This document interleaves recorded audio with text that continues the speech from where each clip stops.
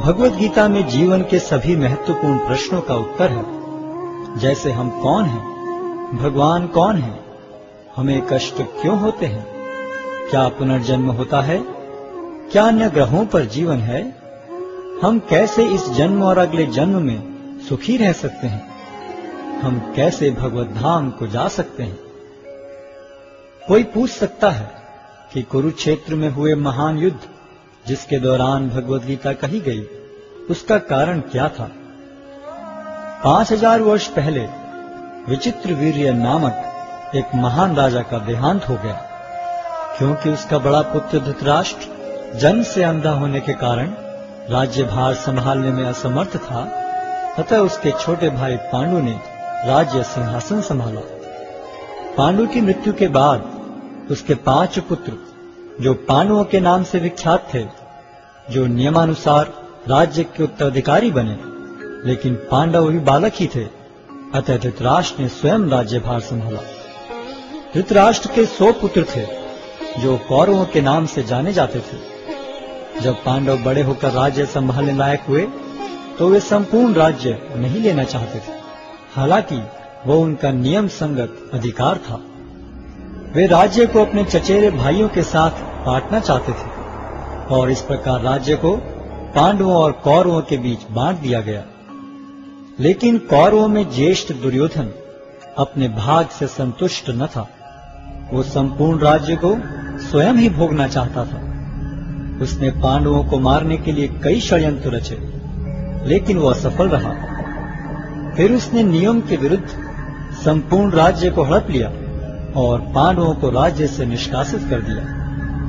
पांडवों ने फिर 5 गांव की मांग की। दुर्योधन ने उत्तर दिया, 5 गांव तो दूर, वो सुई की नोक के बराबर भी जमीन नहीं दे सकता। भगवान श्री कृष्ण ने जमीन के इस झगड़े को शांतिपूर्ण एवं अहिंसात्मक तरीके से सुलझाने का प्रस्ताव रखा, लेकिन दुर्योधन ने यह प्रस्ताव को अस्वीकार करते हुए पांडवों के प्रति युद्ध की घोषणा कर दी, और इस प्रकार महाभारत का महान युद्ध अवश्यंभावी हो गया। युद्ध की तैयारी में अर्जुन और दुर्योधन दोनों ही भगवान श्री कृष्ण के पास सहायता मांगने गए। भगवान श्री कृष्ण उनकी मदद मांगने को आए किसी भी व्यक्ति को नहीं ठुकराते थे, चाहे वह सज्जन हो या दुर्जन। भगवान श्री कृष्ण ने अपनी संपूर्ण सेना को एक ओर तथा स्वयं को मार्गदर्शक के रूप में दूसरी ओर देने का प्रस्ताव रखा। दुर्योधन ने भगवान श्री कृष्ण की सेना को चुना, जबकि अर्जुन भगवान को मार्गदर्शक के रूप में प्राप्त करने को उत्सुक था। इस प्रकार भगवान श्री कृष्ण अर्जुन के मार्गदर्शक तथा सारथी बने। युद्ध स्थल में अर्जुन एक दुविधा में पड़ गया कि वह अपने अधिकारों के लिए लड़े, जिसके लिए आवश्यक था अपने ही स्वजनों का वध, या युद्ध भूमि से पलायन कर दुष्ट दुर्योधन को राज्य पर शासन करने दे। अर्जुन अपने को इस दुविधा से बाहर निकालने में असमर्थ पाकर भगवान श्री कृष्ण की शरण लेता है। शरणागत आए अपने मित्र एवं भक्त अर्जुन को भगवान श्री कृष्ण भगवद गीता के दिव्य उपदेश द्वारा इस दुविधा से उबारते हैं, और श्रीमद् भगवद गीता के माध्यम से अर्जुन के ही समान अपनी शरण में आए सभी भक्तों का गीता महात्म्य के अनुसार भगवद गीता दिव्य साहित्य है, जिसको ध्यान पूर्वक पढ़ना चाहिए।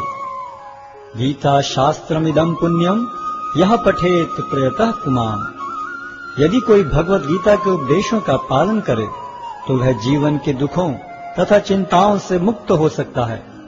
भय शोकादि वर्जितः, वह इस जीवन में सारे भय से मुक्त हो जाएगा और उसका अगला जीवन आध्यात्मिक होगा। गीताध्ययनशीलस्य प्राणायाम परस्य च नैव सन्ति ही पापानि पूर्व जन्म कृतानि च। यदि कोई भगवद गीता को निष्ठा तथा गंभीरता के साथ पढ़ता है तो भगवान की कृपा से उसके सारे पूर्व दुष्कर्मों के फलों का उस पर कोई प्रभाव नहीं पड़ता। मलिने मोचनम पुंसाम जल स्नानम दिने दिने सकृत गीतामृत स्नानम संसारमलम नाशनम। मनुष्य जल में स्नान करके नित्य अपने को स्वच्छ कर सकता है, लेकिन यदि कोई भगवद गीता रूपी पवित्र गंगा जल में एक बार भी स्नान कर ले तो वह भवसागर की मलिनता से सदा सदा के लिए मुक्त हो जाता है। गीता सुगीता कर्तव्या किमन्यै शास्त्र विस्तरै या स्वयं पद्मनाभस्य मुख पद्मादिनिस्सता। चूंकि भगवद गीता भगवान के मुख से निकली है, अतएव किसी को अन्य वैदिक साहित्य पढ़ने की आवश्यकता नहीं रहती। उसे केवल भगवद गीता का ही ध्यान पूर्वक तथा मनोयोग से श्रवण तथा पठन करना चाहिए। वर्तमान युग में लोग सांसारिक कार्यों में इतने व्यस्त हैं कि उनके लिए समस्त वैदिक साहित्य का अध्ययन कर पाना संभव नहीं रह गया है, परंतु इसकी आवश्यकता भी नहीं है। केवल एक पुस्तक भगवद गीता ही पर्याप्त है, क्योंकि यह समस्त वैदिक ग्रंथों का सार है और इसका प्रवचन भगवान ने किया है। भारतामृत सर्वस्वम विष्णु वक्राद्विनिश्चितम गीता गंगोदकम पीत्वा पुनर्जन्म न विद्यते। जो गंगा जल पीता है उसे मुक्ति मिलती है, अतएव उसके लिए क्या कहा जाए जो भगवद गीता का अमृत पान करता हो। सर्वोपनिषदो गावो दोग्धा गोपाल नंदनः पार्थो वत्सः सुधीर भोक्ता दुग्धम गीतामृतम महत्। यह गीतोपनिषद भगवद गीता जो समस्त उपनिषदों का सार है, गाय के तुल्य है और ग्वाल बाल के रूप में विख्यात भगवान कृष्ण इस गाय को दुह रहे हैं। अर्जुन बछड़े के समान है और सारे विद्वान तथा शुद्ध भक्त भगवद गीता के अमृतमय दूध का पान करने वाले हैं। एकम शास्त्रम देवकी पुत्र गीतम एको देवो देवकी पुत्र एव एको मंत्रस्य तस्य नामानि यानि कर्माप्येकम तस्य देवस्य सेवा। आज के युग में लोग एक शास्त्र, एक ईश्वर, एक धर्म तथा एक वृत्ति के लिए अत्यंत उत्सुक हैं। अतएव एकम शास्त्रम देवकी पुत्र गीतम, केवल एक शास्त्र भगवद गीता हो जो सारे विश्व के लिए हो। एको देवो देवकी पुत्र एव, सारे विश्व के लिए एक ईश्वर हो श्री कृष्ण। एको मंत्रस्य तस्य नामानि यानि, और एक मंत्र एक प्रार्थना हो उनके नाम का कीर्तन। हरे कृष्ण कृष्ण कृष्ण हरे हरे, हरे राम राम राम हरे हरे। कर्माप्येकम तस्य देवस्य सेवा, और केवल एक ही कार्य हो भगवान की सेवा।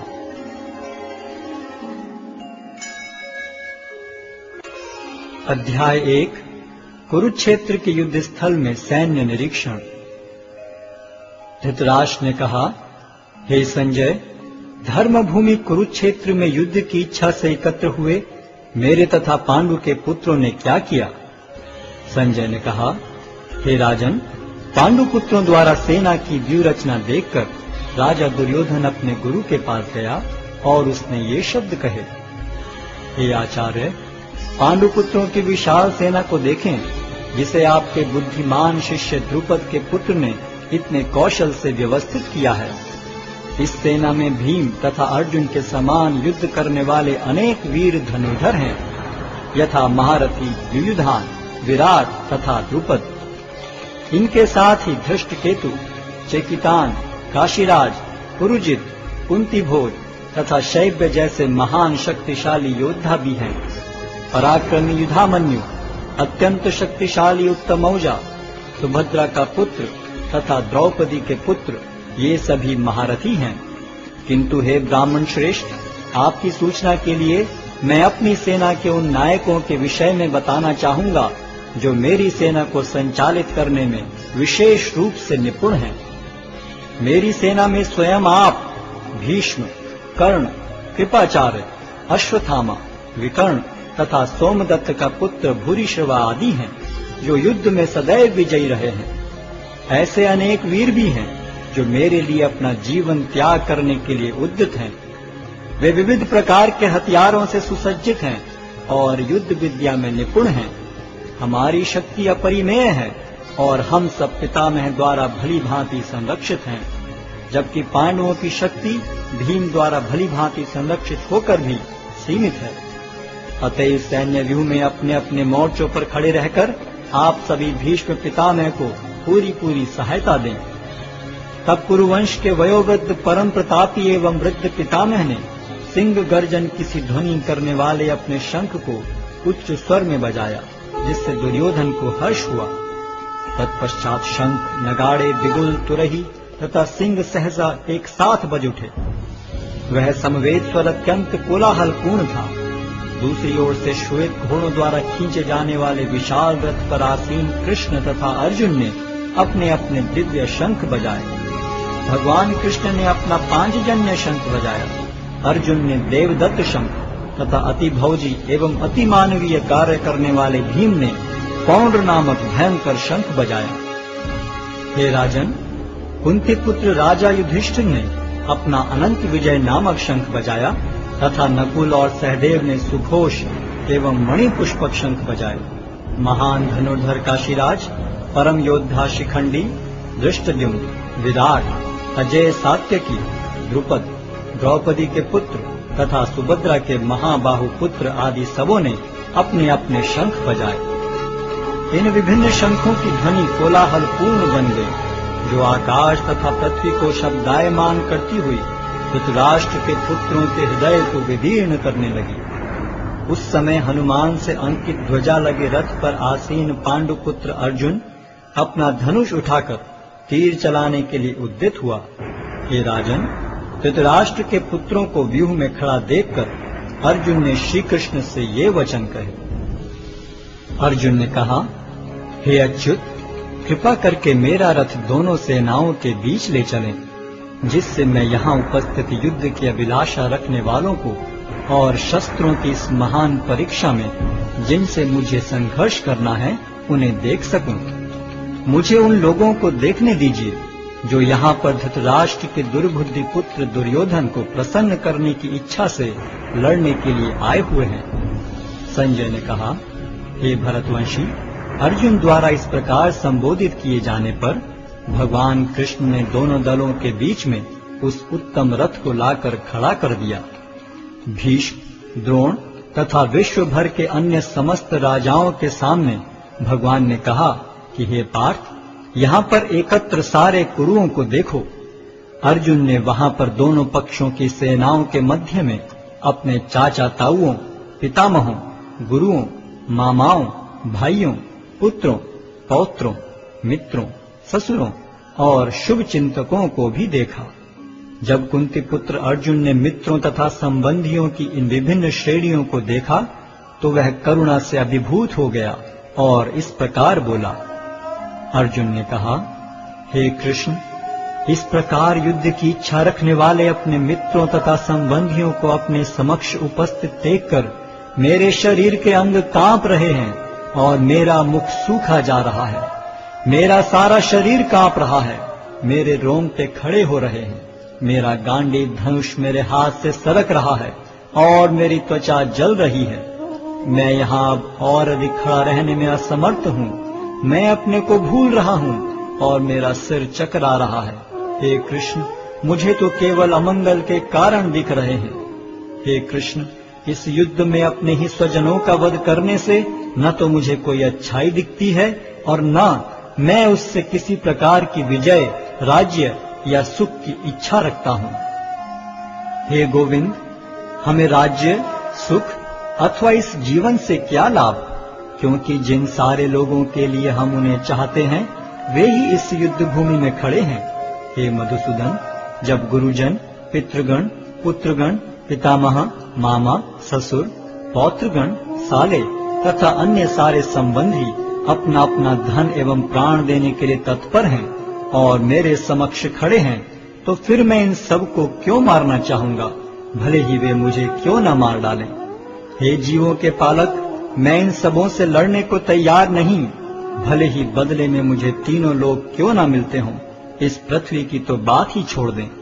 भला धृतराष्ट्र के पुत्रों को मारकर हमें कौन सी प्रसन्नता मिलेगी। यदि हम ऐसे आतताइयों का वध करते हैं तो हम पर पाप चढ़ेगा। अतः यह उचित नहीं होगा कि हम धृतराष्ट्र के पुत्रों तथा उनके मित्रों का वध करें। हे लक्ष्मीपति कृष्ण, इससे हमें क्या लाभ होगा और अपने ही कुटुंबियों को मारकर हम किस प्रकार सुखी हो सकते हैं। हे जनार्दन, यद्यपि लोक से अभिभूत चित्त वाले ये लोग अपने परिवार को मारने या अपने मित्रों से द्रोह करने में कोई दोष नहीं देखते, किंतु हम लोग जो परिवार के विनष्ट करने में अपराध देख सकते हैं, ऐसे पाप कर्मों में क्यों प्रवृत्त हों? कुल का नाश होने पर सनातन कुल परंपरा नष्ट हो जाती है और इस तरह शेष कुल भी अधर्म में प्रवृत्त हो जाता है। हे कृष्ण, जब कुल में अधर्म प्रमुख हो जाता है तो कुल की स्त्रियां दूषित हो जाती हैं और स्त्रीत्व के पतन से हे वृष्णिवंशी अवांछित संतानें उत्पन्न होती हैं। अवांछित संतानों की वृद्धि से निश्चय ही परिवार के लिए तथा पारिवारिक परंपरा को विनष्ट करने वालों के लिए नारकीय जीवन उत्पन्न होता है। ऐसे पतित कुलों के पुरखे गिर जाते हैं, क्योंकि उन्हें जल तथा पिंडदान देने की क्रियाएं समाप्त हो जाती हैं। जो लोग कुल परंपरा को विनष्ट करते हैं और इस तरह अवांछित संतानों को जन्म देते हैं, उनके दुष्कर्मों से समस्त प्रकार की सामुदायिक योजनाएं तथा पारिवारिक कल्याण कार्य विनष्ट हो जाते हैं। हे प्रजापालक कृष्ण, मैंने गुरु परंपरा से सुना है कि जो लोग कुल धर्म का विनाश करते हैं वे सदैव नरक में वास करते हैं। ओहो, कितने आश्चर्य की बात है कि हम सब जघन्य पाप कर्म करने के लिए उद्यत हो रहे हैं। राज्य सुख भोगने की इच्छा से प्रेरित होकर हम अपने ही संबंधियों को मारने पर तुले हैं। यदि शस्त्रधारी धृतराष्ट्र के पुत्र मुझ निहत्थे तथा रणभूमि में प्रतिरोध न करने वाले को मारें तो यह मेरे लिए श्रेयस्कर होगा। संजय ने कहा, युद्ध भूमि में इस प्रकार कहकर अर्जुन ने अपना धनुष तथा बाण एक ओर रख दिया और शोक संतप्त चित्त से रथ के आसन पर बैठ गया।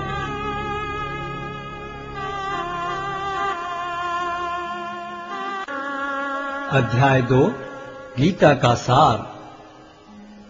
संजय ने कहा, करुणा से व्याप्त शोकयुक्त अश्रुपूरित नेत्रों वाले अर्जुन को देखकर मधुसूदन कृष्ण ने ये शब्द कहे। श्री भगवान ने कहा, हे अर्जुन, तुम्हारे मन में यह कलमश आया कैसे? यह उस मनुष्य के लिए तनिक भी अनुकूल नहीं है जो जीवन के मूल्य को जानता हो। इससे उच्च लोक की नहीं अपितु अपयश की प्राप्ति होती है। हे प्रतापुत्र, इस हीन नपुंसकता को प्राप्त मत हो, यह तुम्हें शोभा नहीं देती। हे शत्रुओं के दमन करता, हृदय की शुद्ध दुर्बलता को त्याग कर युद्ध के लिए खड़े हो। अर्जुन ने कहा, हे शत्रुहंता, हे मधुसूदन, मैं युद्ध भूमि में किस तरह भीष्म तथा द्रोण जैसे पूजनीय व्यक्तियों पर उलटकर बाण चलाऊंगा? ऐसे महापुरुषों को जो मेरे गुरु हैं, उन्हें मारकर जीने की अपेक्षा इस संसार में भीख मांगकर खाना अच्छा है। भले ही वे सांसारिक लाभ के इच्छुक हों, किंतु हैं तो गुरुजन ही। यदि उनका वध होता है तो हमारे द्वारा भोग्य प्रत्येक वस्तु उनके रक्त से सनी होगी।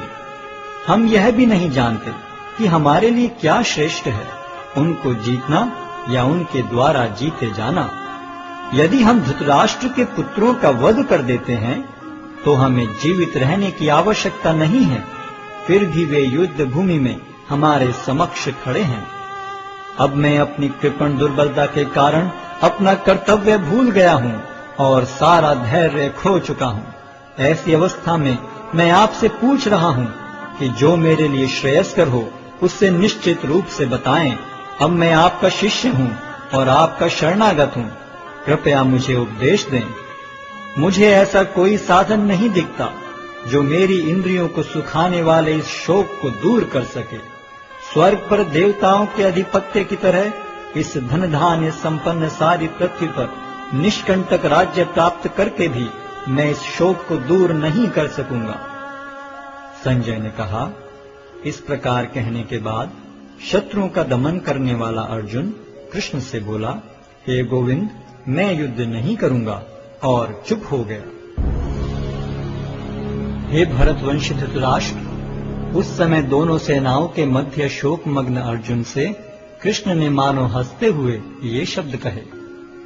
श्री भगवान ने कहा, तुम पांडित्यपूर्ण वचन करते हुए उनके लिए शोक कर रहे हो जो शोक करने योग्य नहीं हैं। जो विद्वान होते हैं वे न तो जीवित के लिए न ही मृत के लिए शोक करते हैं।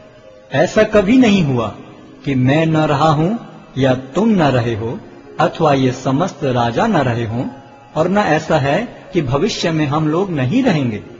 जिस प्रकार शरीरधारी आत्मा इस शरीर में बाल्यावस्था से करुणावस्था में और फिर वृद्धावस्था में निरंतर अग्रसर होता रहता है, उसी प्रकार मृत्यु होने पर आत्मा दूसरे शरीर में चला जाता है। धीर व्यक्ति ऐसे परिवर्तन से मोह को प्राप्त नहीं होता। हे कुंती पुत्र, सुख तथा दुख का क्षणिक उदय तथा कालक्रम में उनका अंतर्धान होना सर्दी तथा गर्मी की ऋतुओं के आने जाने के समान है। हे भरतवंशी, वे इंद्रिय बोध से उत्पन्न होते हैं और मनुष्य को चाहिए कि अविचल भाव से उनको सहन करना सीखे। हे पुरुष श्रेष्ठ अर्जुन, जो पुरुष सुख तथा दुख में विचलित नहीं होता और इन दोनों में संभाव रखता है, वह निश्चित रूप से मुक्ति के योग्य है। तत्वदर्शियों ने यह निष्कर्ष निकाला है कि असत का तो कोई चिरस्थायित्व नहीं है, किंतु सत अपरिवर्तनीय रहता है। उन्होंने इन दोनों की प्रकृति के अध्ययन द्वारा यह निष्कर्ष निकाला है। जो सारे शरीर में व्याप्त है, उसे ही तुम अविनाशी समझो। उस अव्यय आत्मा को नष्ट करने में कोई भी समर्थ नहीं है। अविनाशी, अप्रमेय तथा शाश्वत जीव के भौतिक शरीर का अंत अवश्यम भावी है। अतः हे भरतवंशी, युद्ध करो। जो इस जीवात्मा को मारने वाला समझता है तथा जो इसे मरा हुआ समझता है, वे दोनों ही अज्ञानी हैं, क्योंकि आत्मा न तो मरता है और न मारा जाता है। आत्मा के लिए किसी भी काल में न तो जन्म है न मृत्यु। वह न तो कभी जन्मा है, न जन्म लेता है और न जन्म लेगा। वह अजन्मा, नित्य, शाश्वत तथा पुरातन है। शरीर के मारे जाने पर वह मारा नहीं जाता। हे पार्थ, जो व्यक्ति यह जानता है कि आत्मा अविनाशी, अजन्मा, शाश्वत तथा अव्यय है, वह भला किसी को कैसे मार सकता है या मरवा सकता है। जिस प्रकार मनुष्य पुराने वस्त्रों का त्याग कर नए वस्त्र धारण करता है, उसी प्रकार आत्मा पुराने तथा व्यर्थ के शरीरों को त्याग कर नवीन भौतिक शरीर धारण करता है। यह आत्मा न तो कभी किसी शस्त्र द्वारा खंड खंड किया जा सकता है, न अग्नि द्वारा जलाया जा सकता है, न जल द्वारा भिगोया या वायु द्वारा सुखाया जा सकता है। यह आत्मा अखंडित तथा अघुलनशील है। इसे न तो जलाया जा सकता है, न ही सुखाया जा सकता है। यह शाश्वत, सर्वव्यापी, अविकारी, स्थिर तथा सदैव एक सा रहने वाला है। यह आत्मा अव्यक्त, अकल्पनीय तथा अपरिवर्तनीय कहा जाता है। यह जानकर तुम्हें शरीर के लिए शोक नहीं करना चाहिए। किंतु यदि तुम यह सोचते हो कि आत्मा अथवा जीवन का लक्षण सदा जन्म लेता है तथा सदा मरता है, तो भी हे महाबाहु, तुम्हारे शोक करने का कोई कारण नहीं है। जिसने जन्म लिया है उसकी मृत्यु निश्चित है और मृत्यु के पश्चात पुनर्जन्म भी निश्चित है। अतः अपने अपरिहार्य कर्तव्य पालन में तुम्हें शोक नहीं करना चाहिए। सारे जीव प्रारंभ में अव्यक्त रहते हैं, मध्य अवस्था में व्यक्त होते हैं और विनष्ट होने पर पुनः अव्यक्त हो जाते हैं। अतः शोक करने की क्या आवश्यकता है। कोई आत्मा को आश्चर्य से देखता है, कोई इसे आश्चर्य की तरह बताता है तथा कोई इसे आश्चर्य की तरह सुनता है, किंतु कोई कोई इसके विषय में सुनकर भी कुछ नहीं समझ पाते। हे भरतवंशी, शरीर में रहने वाले का कभी भी वध नहीं किया जा सकता। अतः तुम्हें किसी भी जीव के लिए शोक करने की आवश्यकता नहीं है। क्षत्रिय होने के नाते अपने विशिष्ट धर्म का विचार करते हुए तुम्हें जानना चाहिए कि धर्म के लिए युद्ध करने से बढ़कर तुम्हारे लिए अन्य कोई कार्य नहीं है। अतः तुम्हें संकोच करने की कोई आवश्यकता नहीं है। हे पार्थ, वे क्षत्रिय सुखी हैं जिन्हें ऐसे युद्ध के अवसर अपने आप प्राप्त होते हैं, जिससे उनके लिए स्वर्ग लोक के द्वार खुल जाते हैं। किंतु यदि तुम युद्ध करने के स्वधर्म को संपन्न नहीं करते, तो तुम्हें निश्चित रूप से अपने कर्तव्य की उपेक्षा करने का पाप लगेगा और तुम योद्धा के रूप में भी अपना यश खो दोगे। लोग सदैव तुम्हारे अपयश का वर्णन करेंगे, और सम्मानित व्यक्ति के लिए अपयश तो मृत्यु से भी बढ़कर है। जिन जिन महान योद्धाओं ने तुम्हारे नाम तथा यश को सम्मान दिया है, वे सोचेंगे कि तुमने डर के मारे युद्ध भूमि छोड़ दी है, और इस तरह वे तुम्हें तुच्छ मानेंगे। तुम्हारे शत्रु अनेक प्रकार के कटु शब्दों से तुम्हारा वर्णन करेंगे और तुम्हारी सामर्थ्य का उपहास करेंगे। तुम्हारे लिए इससे दुखदाई और क्या हो सकता है? हे कुंती पुत्र, तुम यदि युद्ध में मारे जाओगे तो स्वर्ग प्राप्त करोगे, या यदि तुम जीत जाओगे तो पृथ्वी के साम्राज्य का भोग करोगे। अतः दृढ़ संकल्प करके खड़े हो और युद्ध करो। तुम सुख या दुख, हानि या लाभ, विजय या पराजय का विचार किए बिना युद्ध के लिए युद्ध करो। ऐसा करने पर तुम्हें कोई पाप